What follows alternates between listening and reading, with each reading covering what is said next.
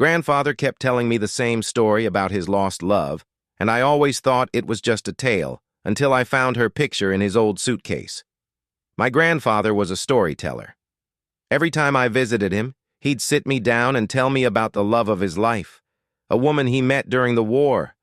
He'd describe her with such detail, her laughter, her kindness, how they promised they'd be together after the war was over. But as life would have it, they lost touch, and he never saw her again.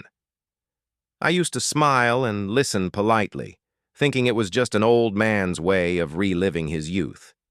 After all, it had been decades.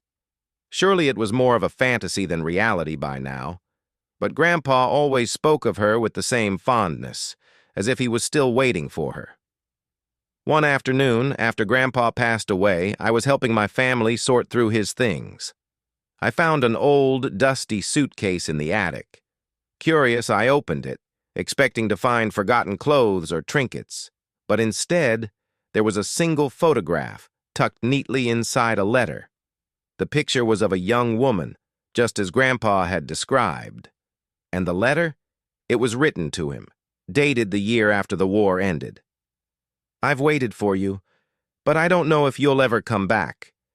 If you find this, know that I loved you then, and I love you still." Tears welled in my eyes as I realized his story wasn't just a tale. He had been telling the truth all along, holding on to that memory, to her. For all those years he had never forgotten her, never let go of the love they shared. And now I would never hear that story from him again. But I finally understood. He had been waiting for her, even until the end.